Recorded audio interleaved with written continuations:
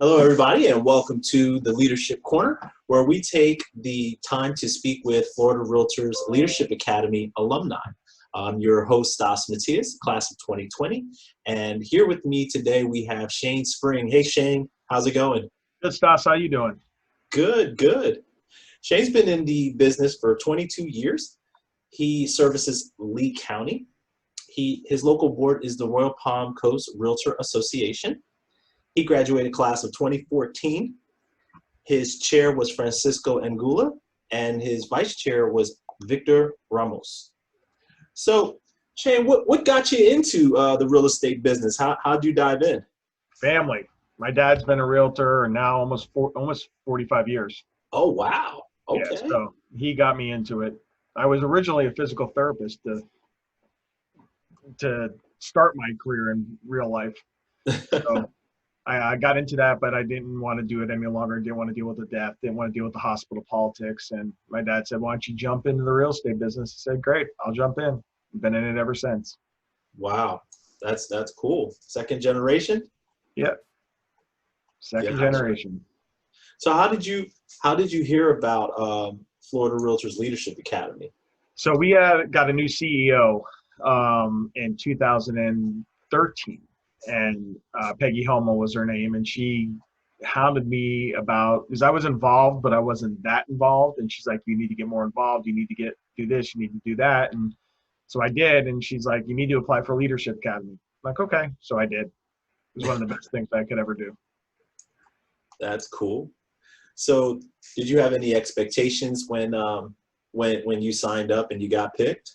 No, actually, didn't really have any expectations. It was explained to me, and what was going to happen and where we were going to go with everything, especially when we did the interview process, which it's changed a little bit to what you guys have now, because we, did it. You guys go up to Florida Realtors corporate. We used to do it right there in the hotel the day before and meet with everybody. So I actually got both sides. I was an interviewee, and then I was an interviewer the following year, which was great. So I got the whole around experience with it, but not any expectations. I was looking forward to learning more. Not that I didn't know a lot about Florida Realtors, I did, but it was great to get in and learn all the inner workings of it, which I did, and get to know a lot of people around the state, which was the best part about all of Awesome, awesome. So now you're with Florida Realtors Leadership Academy. It's your first day with your new classmates. Walk me through what your feeling was when you were dealing with that, like just being introduced. Well, it was great because we had a decent sized class. I think we were at 20 people. I think it was 20 or 21 people. I had 3 people that I knew personally from my own board. So Fred Burson and Mary Waller, were from our area. So we actually all rode up together the first day, which was pretty awesome. We had a good time. I mean, and then when we got to class, it was nice because I had met a lot of the new people I had never met before after we all got selected, which was nice. So, we had some relationships bounded, but once we got in the room, we got to work, it was nice. We all just kind of gelled and clicked together. That's cool. So what was some of your favorite things about Leadership Academy? Oh, the friendships are the best part. I mean, I think every class has it, but in 14, we really got close. We had a really good core group of people. We just, all bonded great. I mean, it was just a very cohesive group. So, I mean, that was the best part about all of it. I'm friends with all of them that are still very involved, because we've had a few people that have moved out of the state and stuff that aren't around anymore. But at the end of the day, everyone that was in our class, we all still talk. We still, whenever we have meetings or something, we all try to get together if we're all around. So that was the best part about it. I mean, we really got to know each other and became friends. That's awesome. So is there like a specific moment in time that stands out to you the most, something, fun, funny, or inspiring from your time with your class? Well, there's actually 2. It involved a giant pair of underwear and getting face to face with another member. So the underwear was, we all had to get into a pair of underwear and work together without the underwear, I think, hitting the ground, which was awesome. So Jared Lowe and I got awfully close in that one. And then George Guerra and I had to go nose to nose in our first day with the ropes course. And was pretty funny because everyone made fun of us, thought we had kissed when we were getting nose to nose. So Oh, that was one of our best moments, was that first day. right. Oh man, that's hilarious. So can you remember back what was your class project, what you guys worked on?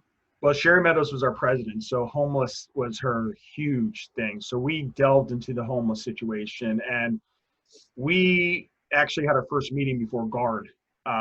So we literally actually came up with a button, and I think it was 43,974 were the amount of homeless families in the state at that point in time. So we literally made these buttons, and it said, ask us about 43,974, because Sherry was pushing this homeless initiative.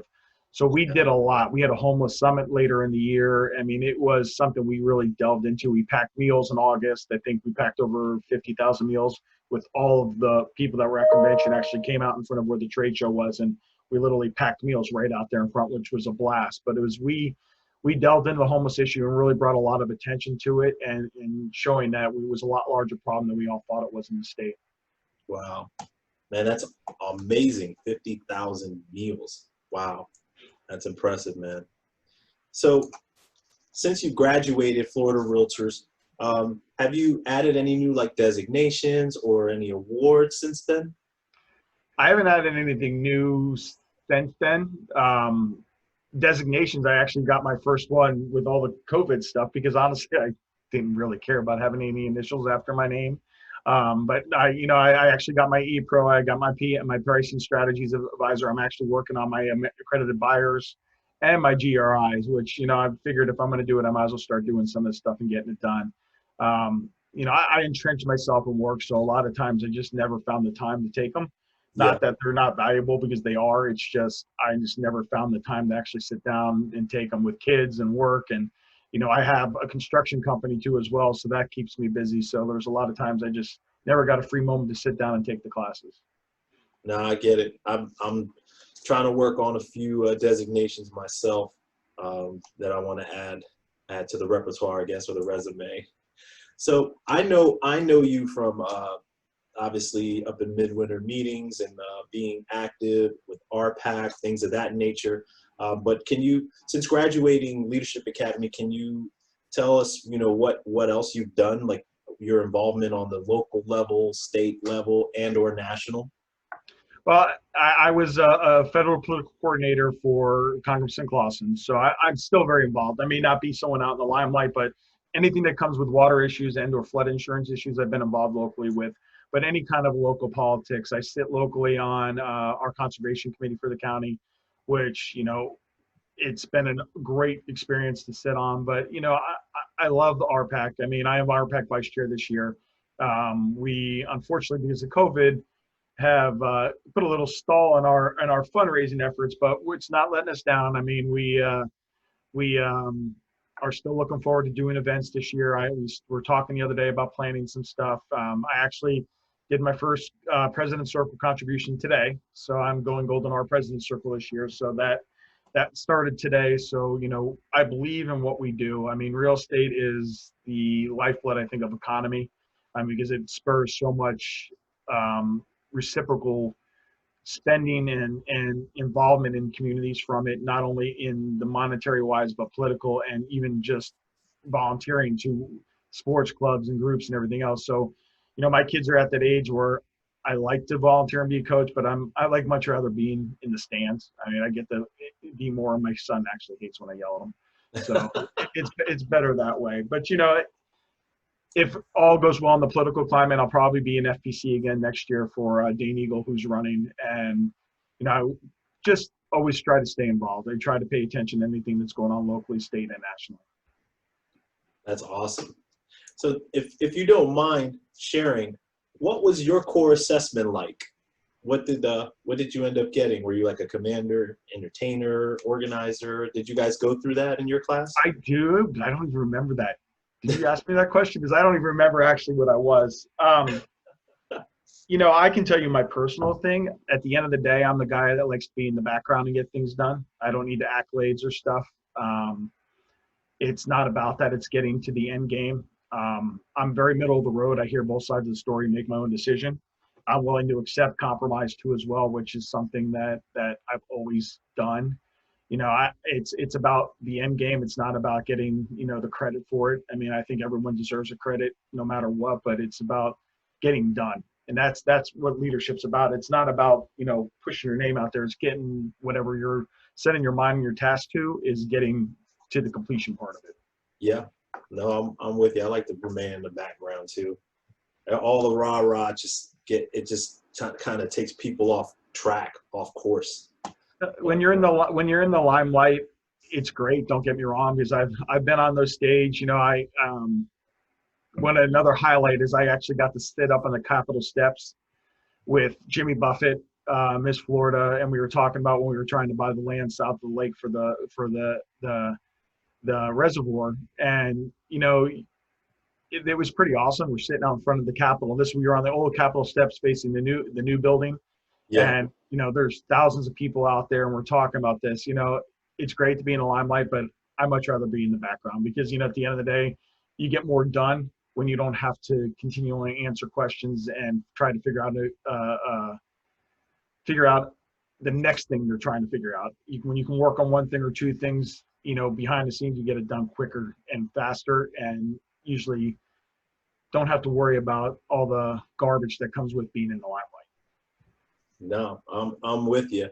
Hey, make sure you let me know what's going on with RPAC down there so we can get in there. I know. I think me and you said we'll jump in for President's Circle this year. I have not started yet. I'm not gonna lie. You got to do it by the May 31st.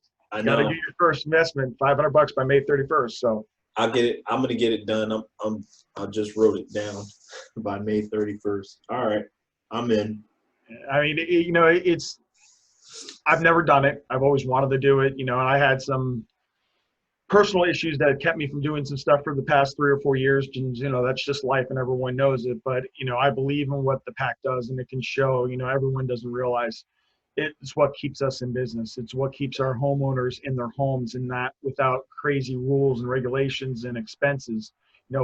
It is a nonpartisan thing which people don't get, and I reiterate it. One thing we started this year is I go to every orientation, and we got these T-shirts 2 years ago, and now we're giving the T-shirts away for your minimum give. And every single orientation, we're signing up anywhere between 10 and 20 new RPAC participants. And to me, I love the major investors. I love getting the big money, but at the end of the day, I'd much rather have 1,000 new investors so they believe in it. My whole spiel is, if you give for 20 years, $20 a year for 20 years, it's only $400. Yeah. It's the best investment you could ever give in your business. Oh yeah. Especially look what we're going through now. Look what they fought for us, keeping our businesses going by making us essential. They're fighting for us every day. I'm 100% all in with you, man. Well, hey man, it was great having you on. I know you got to get going. Thanks for all that you do. Thanks for participating. Thanks for being an alumni. You guys paved the way for the new classes like us. It seems like it's just getting better and better. No, that's what it's all about. It's all working together and going to the end game. That's, like I said, the relationships and the friendships that have come out of this.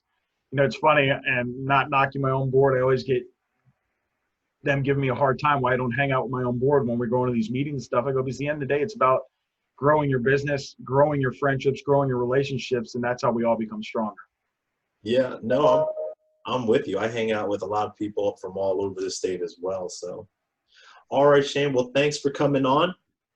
Best of luck. Hopefully, I get to see you in August. Yes, sir. If everything's gonna run straight, I'm definitely there. So, I'll definitely get back with you, and we'll talk soon. All right, Sus. All right.